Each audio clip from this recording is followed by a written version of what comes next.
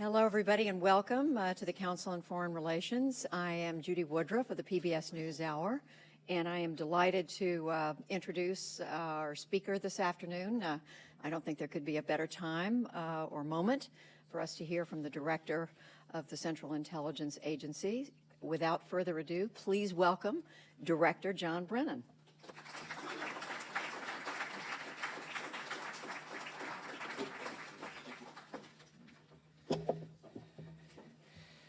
Well, thank you very much, Judy, and good afternoon, everyone. It is indeed a pleasure to be back at the Council to compare notes on a remarkably complex and dynamic international scene, and I very much look forward to talking with Judy and Council membership on the many topics that are in the headlines. But I would first like to offer some brief opening remarks to kick off the conversation today. Now, whenever I administer the oath of office to new officers at our headquarters in Langley, Virginia, I tell them that they are coming aboard at a critical moment in our agency's history. In the 36 years since I first entered government, I have never been witnessing a time with such a daunting array of challenges to our nation's security.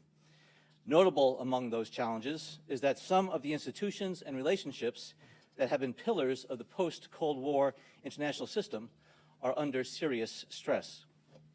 As you well know, the United Kingdom voted last week to leave the European Union. Of all the crises the EU has faced in recent years, the UK vote to leave the EU may well be its greatest challenge. Brexit is pushing the EU into a period of introspection that will pervade virtually everything the EU does in the coming weeks, months, and even years ahead. Eurosceptics around Europe, including in Denmark, France, Italy, and the Netherlands, are demanding their own referendums on multiple EU issues. This will surely make decision-making and forging consensus in the EU much harder. No member state has ever left the Union, so Europe is entering a period of uncertainty as the UK and the EU take stock of the situation and begin staking out their negotiating positions. Discussions about how an exit will work will dominate the EU agenda in the months ahead.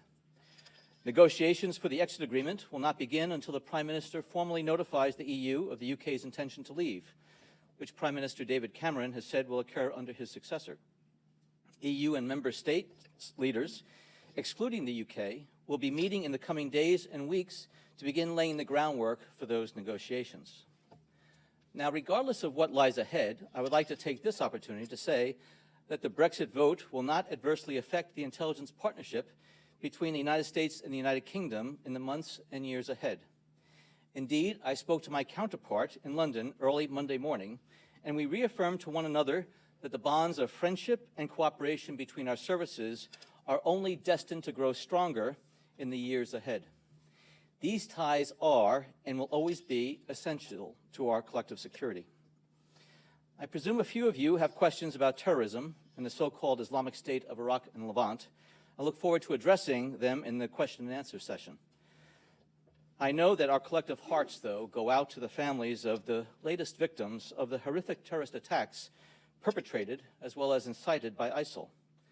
The despicable attack at Istanbul's international airport yesterday that killed dozens and injured many more certainly bears the hallmarks of ISIL's depravity. Now, let me take a few moments to say a few words about some less discussed, but still some very important issues that we at CIA and our colleagues throughout the intelligence community are watching closely. I'll start with the overarching challenge of instability, which continues to grip large sections of the globe. Global instability is one of the defining issues of our time, and its implications are hard to overstate. As instability spreads, extremists and terrorists are finding sanctuary in ungoverned spaces. Energy supplies are being disrupted. Political reform is suffering as too many governments opt for authoritarian measures at the expense of democratic principles and respect for human rights. Most devastating of all, though, is the human toll attendant to instability.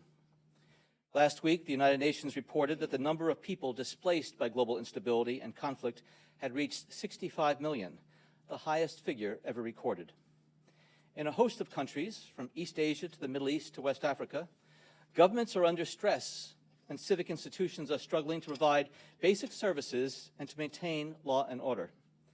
As governments in these regions recede from the center of national life, more people are shifting their allegiances away from the nation state and towards subnational groups and identities, leading societies that once embraced a national identity to fracture along ethnic and sectarian lines. Nowhere is this trend more evident than in the Middle East, a region that I have studied closely for much of my professional life. When I lived there years ago, I liked to walk through neighborhoods and villages to observe the rhythms of daily life. I remember seeing people of different backgrounds and beliefs living side by side, secular and devout. Today, relations among these groups are too often marred by suspicion and distrust and even outright hostility. Extremist groups have played a key role in fueling these tensions, luring impressionable young men and women to join their cause and spreading false narratives meant to divide and inflame.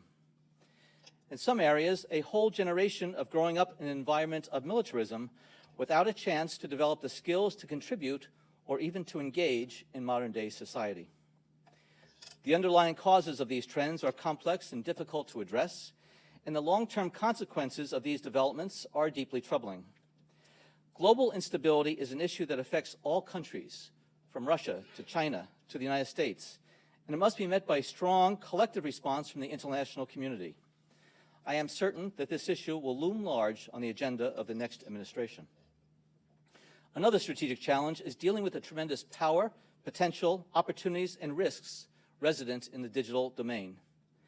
No matter how many geopolitical crises are seizing the headlines, the reliability, security, vulnerability, and the range of human activity taking place within cyberspace are constantly on my mind. On the cybersecurity front, organizations of all kinds are under constant attack from a range of actors: foreign governments, criminal gangs, extremist groups, cyber activists, and many others. In this new and relatively uncharted frontier, speed and agility are king. Malicious actors have shown that they can penetrate a network and withdraw in very short order, plundering systems without anyone knowing they were there until maybe after the damage is already done. While I served at the White House, cyber was part of my portfolio, and it was always the subject that gave me the biggest headache. Cyber attackers are determined and adaptive. They often collaborate and share expertise, and they come at you in so many different ways with an ever-changing array of tools, tactics, and techniques. Moreover, our laws have not yet adequately adapted to the emergence of this new digital frontier. Most worrisome, from my perspective, is that there is still no political or national consensus on the appropriate role of the government, law enforcement, homeland security, and intelligence agencies in safeguarding the security, the reliability, the resiliency, and the prosperity of the digital domain. The intelligence community is making great strides in countering cyber threats, but much work needs to be done. As we move forward on this issue, one thing we know is that private industry will have a huge role to play, as the vast majority of the internet is in private hands. Protecting it is not something the government can do on its own. Right up there with terrorism, global instability, and cybersecurity is nuclear proliferation and the accompanying development of delivery systems, both tactical and strategic, that make all too real the potential for a nuclear event. Unsurprisingly, top of my list of countries of concern is North Korea, whose authoritarian and brutal leader has wantonly pursued a nuclear weapons program to threaten regional states and the United States, instead of taking care of the impoverished and politically repressed men, women, and children of North Korea. So what else is there besides terrorism, global instability, cybersecurity, and nuclear proliferation that worries the CIA director and keeps CIA officers busy around the clock and around the globe? Well, as a liberal arts guy from the baby boomer generation, the rapid pace of technological change during my lifetime has been simply dizzying. Moreover, as we have seen with just about every scientific leap forward, new technologies often carry substantial risks to the same degree that they hold tremendous promise. Nowhere are the stakes higher for our national security than in the field of biotechnology. Recent advances in genome editing that offer great potential for breakthroughs in public health are also cause for concern, because the same methods could be used to create genetically engineered biological warfare agents. And though the overwhelming majority of nation states have tended to be rational enough to refrain from unleashing a menace with such unpredictable consequences, a subnational terrorist entity such as ISIL would have few compunctions in wielding such a weapon. The scope of the biothreat, as well as potential measures to mitigate it, were laid out very clearly last October in the bipartisan report of the Blue Ribbon Study Panel on Biodefense, chaired by former Senator Joe Lieberman and former Homeland Security Secretary Tom Ridge. As with the cyber threat, the international community's response to this issue lags behind the technology driving it. Effectively countering this danger requires the development of national and international strategies, along with a consensus of the laws, standards, and authorities that will be needed. And as CI officers and their intelligence community colleagues work hard to protect our country from the darker side of technological change, we are mindful of how even beneficial advances can have destabilizing effects in the long run. Agency all-source analysts, drawing from academic studies and other elements of the ever-expanding pool of global open-source information, seek to offer our national leaders early warning of potential challenges that could arise from the advances we are seeing today across the spectrum of technological endeavors. As former Defense Secretary and CI Director Bob Gates is fond of saying, when intelligence officers smell flowers, they look around for a coffin. That remains a pretty good depiction of our intelligence mindset. One example, again taking a page from the biotech and life sciences sectors, is how a wide range of breakthroughs that potentially could extend life expectancy, such as new methods of fighting cancer and a greater understanding of the aging process, could reinforce the trend toward older populations in advanced nations. Some of the world's leading economies, and even the lesser economies, could face even stronger headwinds from having significantly larger proportions of retired people and older people relative to working-age citizens. Another example is the array of technologies, often referred to collectively as geoengineering, that potentially could help reverse the warming effects of global climate change. One that has gained my personal attention is stratospheric aerosol injection, or SAI, a method of seeding the stratosphere with particles that can help reflect the sun's heat in much the same way that volcanic eruptions do. An SAI program could limit global temperature increases, reducing some risks associated with higher temperatures and providing the world economy additional time to transition from fossil fuels. This process is also relatively inexpensive. The National Research Council estimates that a fully deployed SAI program would cost about $10 billion yearly. As promising as it may be, moving forward on SAI would also raise a number of challenges for our government and for the international community. On the technical side, greenhouse gas emission reductions would still have to accompany SAI to address other climate change effects, such as ocean acidification, because SAI alone would not remove greenhouse gases from the atmosphere. On the geopolitical side, the technology's potential to alter weather patterns and benefit certain regions of the world at the expense of other regions could trigger sharp opposition by some nations. Others might seize on SAI's benefits and back away from their commitment to carbon dioxide reductions. And as with other breakthrough technologies, global norms and standards are lacking to guide the deployment and implementation of SAI and other geoengineering initiatives. Now, I could go on and on and on and on about the things that fascinate me, but rather than talk about them, I thought I'd stop here and start the conversation with Judy, and then I can take some of your questions. I very much appreciate the invitation to come back here in the Council on Foreign Relations. And as I say to all the groups I speak to, it is a tremendous honor and privilege every day to be referred to as the Director of Central Intelligence Agency. I lead an organization full of patriotic men and women who take great risks and put themselves on the front lines in order to keep their fellow Americans safe and secure, and to do what they can to keep this country's security secure. Thank you so much.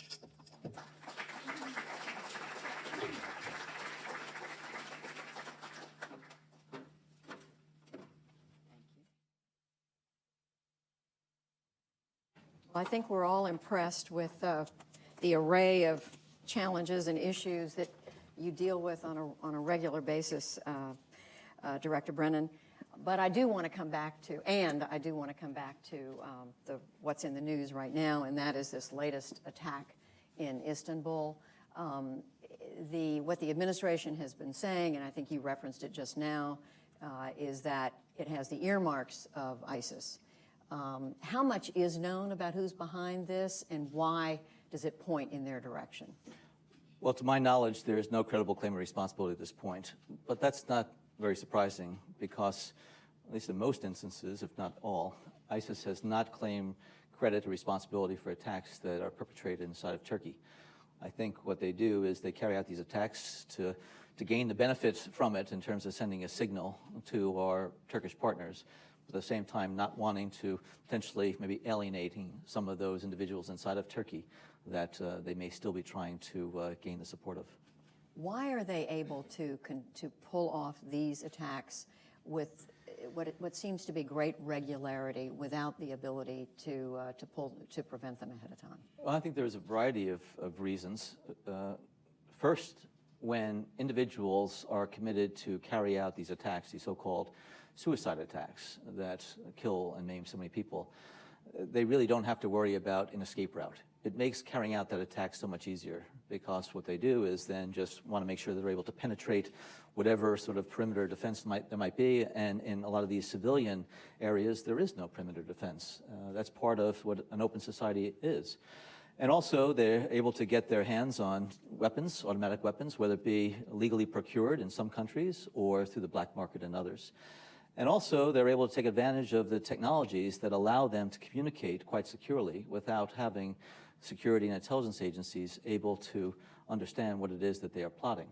So being able to fabricate a plot, carry it out among a small group of individuals, 1, 2, or more, it is unfortunately a feature of our times that ISIL in particular has been determined to carry out these attacks. Is it something that the rest of the world just has to get used to? I don't think we should ever get used to it. I think what we have to do is to redouble our efforts to try to uncover what they're doing, stop them in terms of carrying out these attacks, but also go to the source of it, which is those who are directing and orchestrating these attacks. And ISIL, most of the attacks are either directed or incited by their external operations group, which is resident in the Syria-Iraq theater. I'm struck that in several news interviews you've done recently, Director Brennan, you've made a point of saying, or you have said, that our efforts have not reduced ISIS's capability and global reach.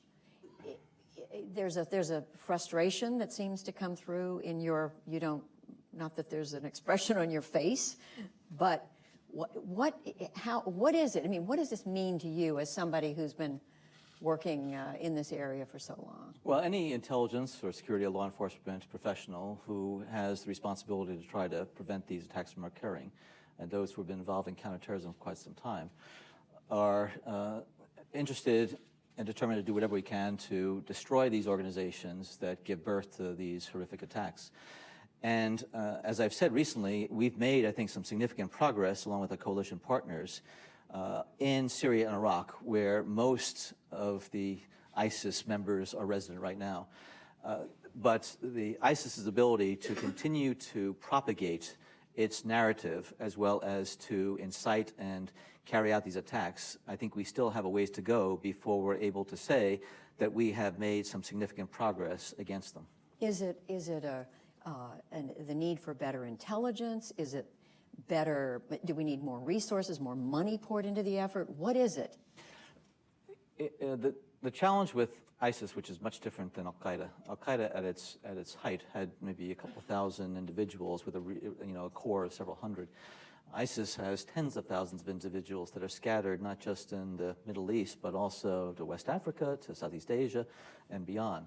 And so there's the scope of the problem, number one. Number two, they have made very sophisticated use of communication systems, and in order to protect and protect their communications as well as prevent the authorities from having insight into what they're doing.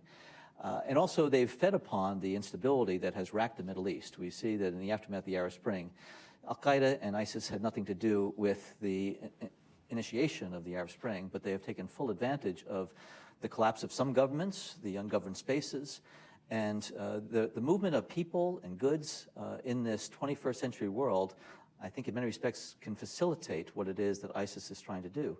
And so we've seen that they don't even have to reach out and touch somebody. The horrific attacks in Orlando, an individual who was able to access the material, but also you have individuals that they're able to guide and direct and to deploy. And so there's a range of challenges that intelligence security agencies have. But also it's sharing information among nations around the world. And we saw that in the aftermath of Brussels attack in Paris, we're trying to work with our European partners. There are 28, I guess soon to be 27, EU members, and they have different legal systems, different structures. How are they going to share information in a rapid and timely fashion in order to stop individuals who we may have a bit of data on? Well, and speaking of that, with the Brexit vote, you said that it's not going to affect the U.S. partnership with Great Britain, with the U.K., but what about these other 27, 28 members, give or take? How can it not affect your ability, the ability of the CIA and other members of the intelligence community in the U.S. to deal with every one of these different entities in these other nations? Well, that's what we do right now. Much of our interaction is with the intelligence security services and bilateral channels. We're trying to have multilateral sharing arrangements whereby we can all collectively use the information that we individually collect and have access to. The EU has not been an operational element of the counterterrorism effort. It is more of a policy and a governance structure.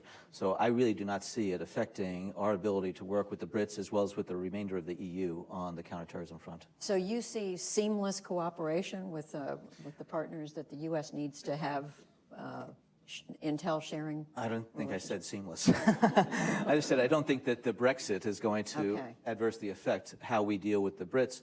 I think there's still a lot of work that needs to be done to try to put together a mission architecture that will allow Europe as a whole to share information in a timely fashion.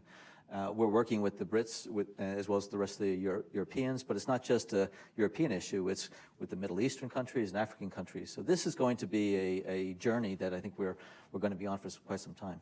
And here in the U.S. with the Orlando attack, which you just mentioned, with what happened in San Bernardino, do you feel you've learned something from those two incidents that put you in a better position to understand what to do to prevent or to get into the minds of these young people, mainly young men, who are carrying out these ISIS-inspired, what appear to be ISIS-inspired?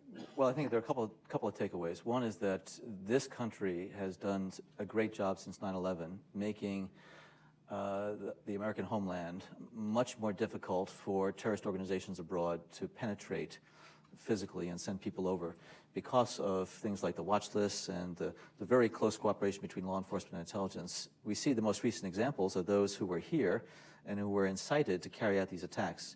I have tremendous respect for the FBI's capabilities. I interact with Jim Comey on a regular basis. The FBI has a real challenge because there are individuals who could be in their home, will have no interaction with other people, but will be on the internet and will be shaped and influenced by what they're seeing in terms of this narrative, and will decide on their own, maybe with a spouse or maybe with others, or maybe alone, to carry out an attack. And if they get their hands on a weapon or the explosive material, they can do great damage before the signatures that are traditionally associated with traditional terrorist groups are seen. And what is the CIA's role in working with the FBI on that? Because you're right, it's a domestic challenge, but the CIA, I mean... Well, CIA, working with our other partners, NSA and Homeland Security, as well as the National Counterterrorism Center, I think we do a very good job of sharing as much data information as possible, all the puzzle pieces. And so any lead we may have from overseas collection or access, we make sure it's shared with our partners. Any of the trends or developments that we see in terrorist organizations in terms of their modus operandi, we share that immediately. And so it's a constant interaction between all the different elements of the U.S. counterterrorism community that I think has helped protect this country. So the vulnerabilities that existed in 9/11, that the 9/11 hijackers and killers took advantage of, they no longer exist. However, there are other ways that an ISIS can adapt to the reality now to be able to carry out these attacks. Right. I want to come back to ISIS in Syria and in Iraq, because yes, there's been some progress, as you say, but it's frustratingly slow. And you're dealing with, you have the Iranians playing a role in Iraq, and I guess to a lesser extent in Syria, but certainly in Iraq. I mean, do you see the Iranians as being supportive, being in a supportive role because of the side they take in Iraq, or do you see them as being in the opposite? Yes. There are things that they can do and have done in order to address some of the terrorist threats that they face, which are similar to ones that we face. One of the things about ISIS that really distinguishes it from Al-Qaeda is that it has a very strong anti-Shia dimension to it. That's how it sort of rolled over many parts of Iraq. Because of the years where the Sunni community felt as though a Shia-dominated and Iranian-influenced government in Baghdad was not addressing the needs of the Sunni community. So I think they are very concerned about that growth. At the same time, Iran is still identified by the U.S. government as the leading state sponsor of terrorism because of what they have done. So they are both a part of the problem, but they also, and I'm hopeful that maybe with the growing influence and ascendance of some of the more moderate elements within the Iranian government and President Rouhani, that we may see Iran truly move toward rejoining the community of nations and fulfilling its role and responsibility. But while it continues to provide support to terrorist organizations like Hezbollah and others in Lebanon, Kataib Hezbollah inside of Iraq and other groups, there's a real problem with Tehran. And what's the level of communication between your agency and Iran? I don't communicate with Iran. There's zero. I do not personally have any interaction. Not personally. I do not have any interaction, any formal liaison relationship or engagement with Iran. Does the agency? The agency does not. Okay. No formal intelligence No liaison formal relationship intelligence. with the Iran. Maybe somebody out here can phrase it better.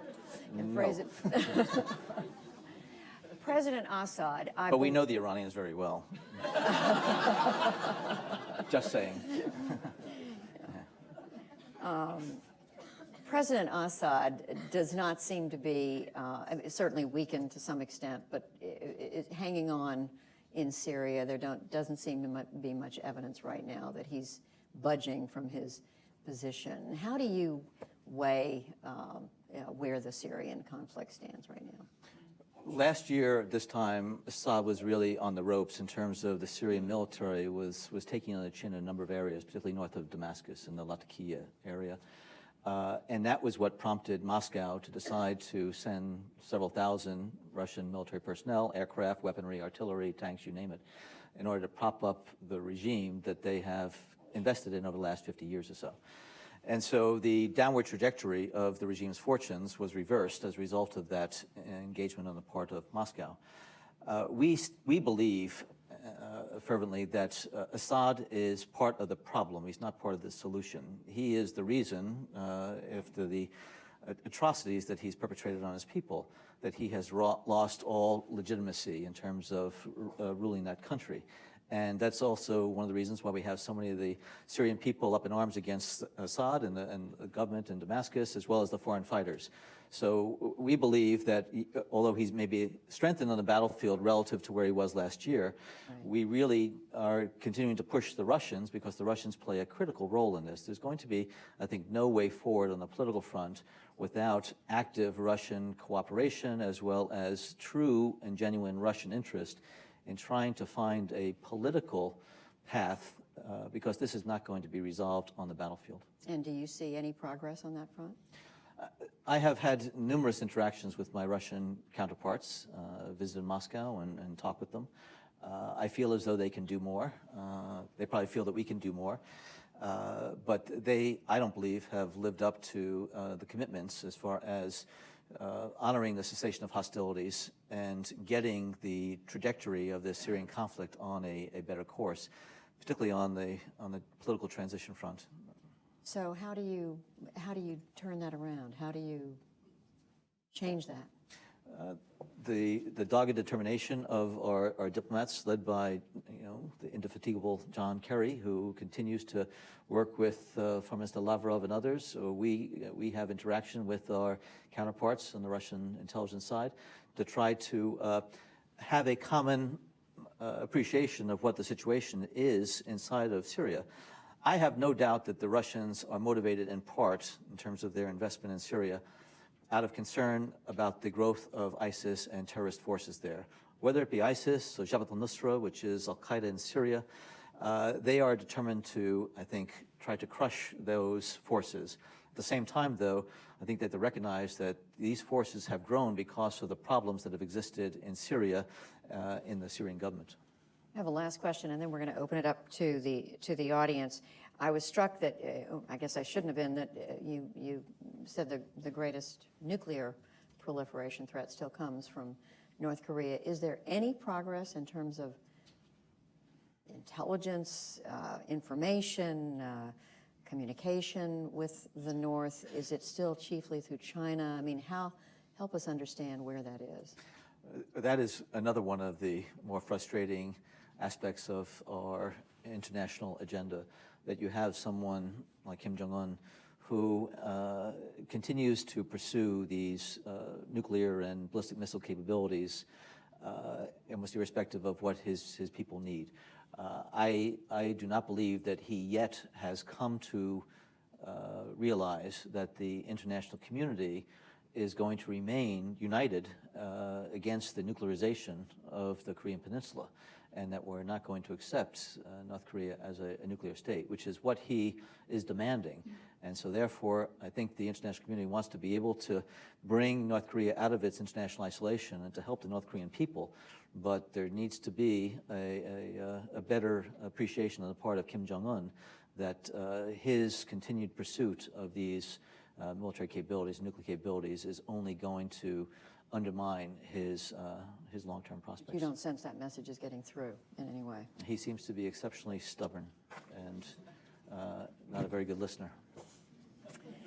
With that, I now want to invite all of you to ask questions. I am told that this meeting is on the record. I think we already knew that. We have microphones. We're going to bring them to you, so raise your hand, then stand up. We're asking you to tell us who you are, give us your affiliation, and we ask you to keep it to one question so we can get to as many of you as possible. So who has the first question? Why don't we start right here on the third row? Yes, gentleman in the middle. David Goldwyn, Atlantic Council. I wonder if you'd comment on the Iranian-Saudi rivalry, and particularly how Mohammed bin Salman's plans might help or hurt that relationship. Well, as you know, it's a long-standing rivalry that predates Mohammed bin Salman, the current leadership, as well as the current governments in both countries. This rivalry, unfortunately, between Persian and Arab, Shia and Sunni, unfortunately, it has undermined, I think, some of the efforts in the past to try to bridge that gap. Unfortunately, the continued problems that exist inside of Iraq and Syria do not help to facilitate even a productive dialogue between Tehran and Riyadh. And there are sharply differences of view about what the future of Syria and Iraq should look like. So it's important for two very large, important, and influential countries in the Gulf region to be able to find some type of modus vivendi. And I think we're hoping that some of the more rational actors inside of Iran are going to recognize that there needs to be some type of accommodation with the Saudi leadership and the Saudi government. And in my engagements with the Saudis, and I do have a liaison engagement in relationship with Saudi Arabia, they are interested in pursuing that if they feel as though the Iranian leadership is genuinely interested in pursuing something that other than an antagonistic relationship. Is that something the U.S. is trying to persuade them of? I think one of the real motivating factors behind the JCPOA was, in addition to stopping Iran's pursuit of a nuclear weapons program, was to tamp down the tensions that were rising as a result of that program in the Gulf, with the ultimate aim of having the Gulf states, the ones that are in that region, find a better way to communicate with one another, first of all, and then secondly, to see whether or not there can be some repairing of those relations. And in the past, there have been times when Saudi Arabia and Iran, under different leaders, were able to work together. There are areas where I think there is quite a bit of interaction. The Iranians have decided not to send pilgrims to Mecca this year because of security concerns there and because of this antagonism that continues to exist. So we are encouraging this type of tamping down of tensions and dialogue. You're only going to improve relations if you have dialogue. Okay. Far against the wall over here. Yes. Hi, John Sullivan with George Mason University. There have been a number of excellent articles recently in council publications and others talking about the erosion of the democratic trend around the world and the revival of the authoritarian or autocratic tendencies. That wasn't one of the factors that you listed, but I wonder, in your major overarching concerns, to what degree do you worry about this fracturing of democracy and increase in the authoritarian revival? Well, we will make my remarks available on the CIA website, which is www.cia.gov, later on today. And I do say in there that a lot of these governments and regimes have opted for authoritarian measures at the expense of democratic principles and human rights. And I do think that unfortunately, some of these governments feel as though they are being overwhelmed by the security challenges they face, and they will resort then back to some of the traditional measures of suppressing these challenges with authoritarian measures. We also, though, I think, have to recognize that Western-style democracy, which has taken several hundred years to really take root, and it's continuing to be a journey for us, that it's not a light switch that can be just flipped in these Middle Eastern countries and Arab states. Going from very traditional societies and with having the trappings of modernization in some of these cities, they're still socially, culturally, politically very unfamiliar with the practices and democratic principles that we hold so dear. So I think we have to be understanding that this is going to take some time. At the same time, we, the U.S. government, and we, CIA, are very, very clear in terms of the types of behaviors and actions that we will not tolerate. If that type of suppression and abuse of human rights, we, CIA, have not only threatened to cut off relations with some of those liaison partners that we have information that they practice, we have cut off relations. So I think we need to keep the pressure on them, but also we have to make sure that the navigation of the shoals that stand between these governments today and a thriving democracy are significant. And I think we have to help them navigate it. One of the real concerns I have is that the economic challenges that these countries face are overwhelming. When I think about the suffering that's taking place in Yemen and is still in the midst of active fighting, the reconstruction that is going to be required to put that country back together, and Syria and Iraq and Libya, and the economic reform that has to take place in some of the countries in the region that are not racked by this instability are also very significant. So how do you make these structural changes, both on the economic front and the political front, while you're dealing with some of these insidious threats that some individuals who purport to want, who demonstrate or protest purportedly in the name of democracy, are not really interested in a flourishing democracy. They're interested in bringing down one authoritarian regime in order to maybe put up another one. So I think the Middle East is racked by a number of problems right now that I think is going to be front and center for this government, United States government, and the next administration for many years to come. Yes, in the back. This woman right here. Yeah. Hand up. Thank you. Kim Dozier with the council. Sir, you mentioned in recent testimony that ISIS, Daesh, ISIL, would have to lose a lot more money, materiel, and manpower before we'd really see them, quote unquote, on the back foot. Is it also possibly time to retire phrases like on the back foot or in retreat? Because all of these different groups over the past 15 years have seemed to just changed names, but the ideology just switches to a new group. Terrorism has been with us for millennia. It has been used by groups over the years for all sorts of political and ideological purposes. The sad fact is that carrying out these acts of terrorism can be relatively inexpensive. They can be relatively easy to fabricate, put together, and then to carry out.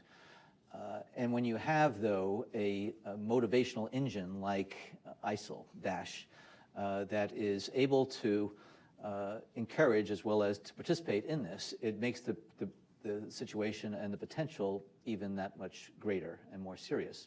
So when I commented in recent testimony that we have made progress on the battlefield and we're still, though, a ways from being able to say that we're able to successfully thwart this ISIL growth, what I'm saying is that it really has been generated now by what has happened, a phenomenon within the Syria-Iraq theater. It has a trajectory and a momentum that is carrying it forward.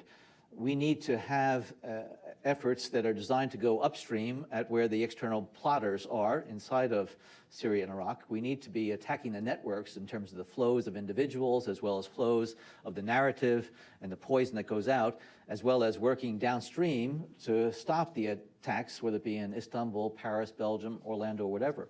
So it needs to be a collective effort and a combined effort to attack all these different areas. But right now, I am still very concerned that the ISIL-generated engine of foreign terrorism outside of Syria and Iraq still has a lot of momentum that we cannot rest at all. We have to increase our efforts.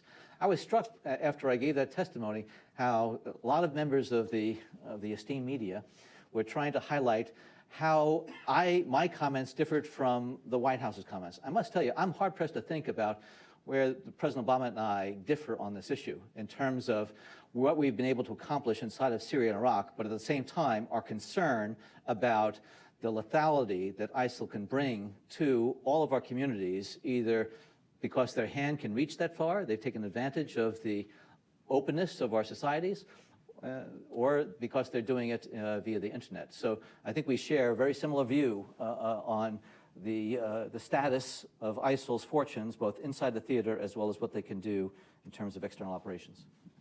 Okay, in the very back, the hand up. Thank you. Yes, you. Thank you. Ken Delaney with NBC News. Mr. Brennan, you said in an interview yesterday that you'd be very surprised if ISIS wasn't plotting an Istanbul-style attack in the United States. Do you have credible evidence that such an attack is in the works, and has the chances of such an attack gone up in recent months or weeks?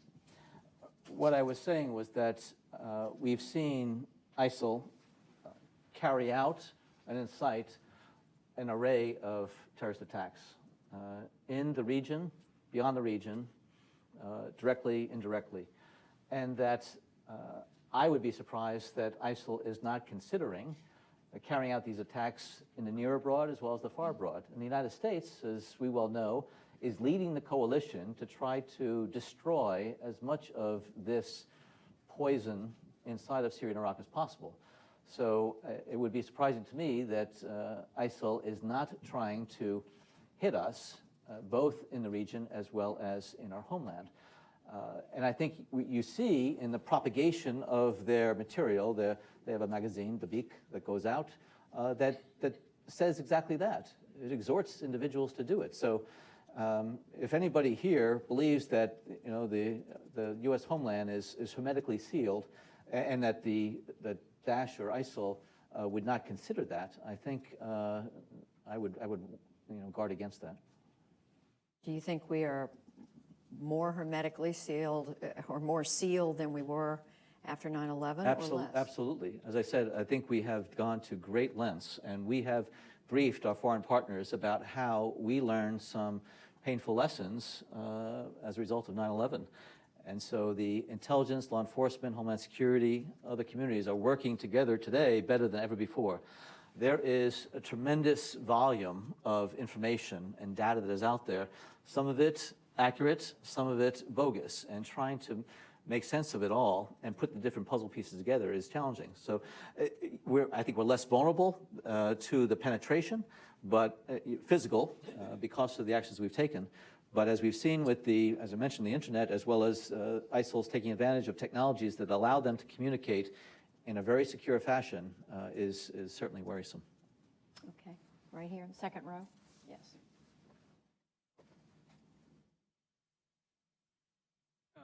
Jim Mann, author at Johns Hopkins SAIS. In your list of challenges, you didn't mention China, although there are several areas like cyber, for example, where it might seem to fit in one way or another. Where does it fit into your list of challenges? As I said, I could have gone on and on and on about all the challenges out there. Didn't mention Ukraine, didn't mention a lot of issues related to Russia. China is a growing power of great economic, political, and increasingly military influence and presence. And clearly, as we look at what's happening in the South China Sea, there is a reason for the United States to pay attention to what China is doing on a number of fronts, which we are. And that's why there's the pivot to Asia, or making sure that our allies and partners in that region feel as though, with all the other things that are going on in the world, we have not neglected that area. I was out in Singapore a couple weeks ago, along with Ash Carter, at the Shangri-La conference, and met with the heads of the services, intelligence services from the ASEAN countries, as well as with my Chinese counterpart, as a way to maintain the dialogue and to let them know that the United States treats this region of the world very seriously, and we have very important national security interests that we're not going to step away from. And if anybody thinks we are, they are sadly mistaken. So what we need to do is to be able to keep our eye on all these balls simultaneously. And this is not an effort to try to contain China. It is an effort to try to make sure that U.S. national security interests are protected and advanced, as are the national security interests of our allies and partners in the region, and we fulfill our obligations, particularly in the area of freedom of navigation in those seas. Yes, second row over here. Hello, Christine Vargas, Controllers. Thank you for being here today. Another one on Iran. Given the lessening of sanctions, we're seeing a bit of a challenge getting investment into Iran, because European banks are taking a look and saying that that financial system doesn't look free of corruption yet, maybe I won't touch it. Given that dynamic, are you seeing the moderates in politics surviving until such time as those financial benefits come through? And what event could tip the scales in one way or another? Thank you. We are going through a transition period from the time when Iran was sanctioned across the board on so many fronts, and that financial institutions and companies adapted to the framework that they were prevented from engaging with Iran. Now we're transitioning to the new environment in terms of what is allowed under JCPOA. And it is an adjustment that needs to be made. And I know that U.S. officials and others are working with the Iranians, as well as with third parties, to make sure that it's understood what is permissible and how these things can be done. That takes some time, anytime you're going to make a major adjustment like that. Do I think that the moderates are going to survive during this period of time? Absolutely. I think that the expectations among some within Iran, once the agreement was signed, were quite high, that there was going to be immediate relief as well as immediate dividends as a result of this. There were some, but I think there was a lot that this Iranian central government had to do in terms of taking care of some of those structural, strategic, macroeconomic issues, and supporting the currency and some other things that they needed to do. And so the effect and impact on individual Iranians is going to take place over time. And we're very much hoping that that impact is going to be felt, certainly sooner rather than later, as a way to validate the course that President Rouhani and others are on. And so, again, this is going to take a bit of time. I'm sure some people may be frustrated by it, but I know that our government is working to fulfill the obligations that are attendant to the agreement. But this is taking a bit of time. The third row, yes. If you'll forgive me, an administrative question. My You have to name give is us your Edward name and Lutvak, affiliation Edward first. Lutvak. Yes. Administrative issue. Years ago, I heard you say that there was a need for more language training in the agency. Have you advanced in that direction? Because as I go around the world, I encounter your people, and they don't seem to speak the local language. Have you, I mean, you did say you wanted to do it. I'm just curious to know what was done. We only let you encounter the people we want you to encounter as a way to continue to hide our presence overseas.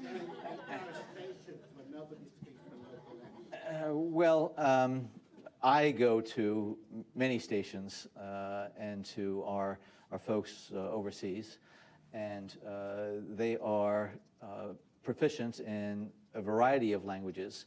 We have a language strategic initiative at the agency where we continue to provide incentives, rewards, recognition for individuals who are able to not just enhance their language, but expand their repertoire of languages. It is something that's critically important. I take your point, and I have made the point that we need to have greater language capability inside of the CIA. But I would say that given that we are we have a global coverage that we need to fulfill. And the list of issues that we have to deal with continues to grow and grow and grow. Resources are finite. We need to be able to spread them around. But having the language capability is going to give us the opportunity that we need in order to fulfill our various missions. And particularly on the human front, it is critically important so that you're able to have the ability to interact with individuals that you want to be able to work closely with. Right here, this gentleman on the fourth row, right here, on the aisle. Director Brennan, Scott Harold from the RAND Corporation, thank you and the women and men of the CIA for all of your efforts. I wonder if you could come back to China for a moment, and we've had a new election in Taiwan in January that brought to power the DPP in Taipei. There's signs that China is looking to make that relationship much more difficult, to impose costs. I wonder if you could describe your sense of the growing threat, if you perceive one, from China to Taiwan. Well, I think under President Xi Jinping, he has a strategic vision of what he wants to be able to accomplish in the region, whether it is in the seas, as we see with the reclamation that is taking place and putting new facts on the ground or in the sea, as well as the relationship that he wants with the countries and others in the region. And I think the relationship with Taiwan is a very big one, an important one, and whether or not there is going to be an adjustment in that, I think it's going to be dependent on how Beijing views Taiwan and vice versa. And given that there is a new administration in Taiwan, given that there is a rather important dynamic that is going on in the region with how China is flexing some of its muscles, I think this also is in a period of transition. And I think there is this dynamism. I think, and it's not a secret to anybody, that mainland China views Taiwan in a very special way. And I think it has, aspirations to further solidify the relationship between mainland China and Taiwan. But I think this is all part of that adjustment with new leadership. And I think there sometimes campaign rhetoric that takes place not just here in the States, but also overseas, that once the reality of governance comes in, sometimes those views are tempered as far as the nature of interstate relations. So I'll leave it there. Let's see. How about in the middle back there in the blue shirt?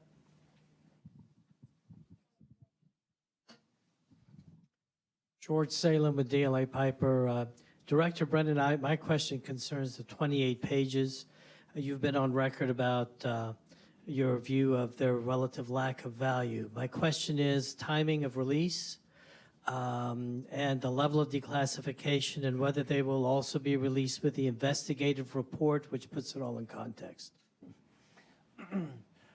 Well, I am only the director of CIA, so I don't make the decisions about the release of a congressional document, the joint inquiry that was produced in December of 2002, that subsequently was followed up with the 9/11 Commission that thoroughly investigated all the allegations and information that was in those 28 or 29 pages. So there's an executive branch responsibility because that document cited executive branch information. So there is I think has been said publicly, there's been a review that has been underway, and so there is going to be the appropriate discussions that need to take place between the executive and legislative branches to finalize that. I believe it's important that that document get out because there's so much speculation and conjecture about it. I have said that there are a lot of things in there that unfortunately I think will be used by some to maybe misrepresent the facts or history. But that's why the 9/11 Commission thorough research investigation really should be seen by folks as much more dispositive of it. And there are some other documents that may come out at the same time, as you point out. But again, I defer to others who have that decision-making responsibility. Okay. Let's see. I'm trying to get to somebody next to the last, third in from the end on the row. Yeah, with your hand up. You've had your hand up a long time. Yes. Simon Henderson, the Washington Institute for Near East Policy. There's a David Ignatius op-ed in today's Washington Post in which you get a passing reference. By the way, I did talk to David Ignatius prior to that article being published. Just want to go on the record because it's a reference to me. He didn't imply you did. But the headline, at least on the online version, is the 30-year-old Saudi prince could jumpstart the kingdom or drive it off a cliff. What can the U.S. do? What should it do to get a good outcome in Saudi Arabia? Continue to work very closely with the Saudi leadership, the Saudi government. President Obama has been out there many times during his administration. We have constant interaction with the Saudi government in the political, economic, security, intelligence, military realms.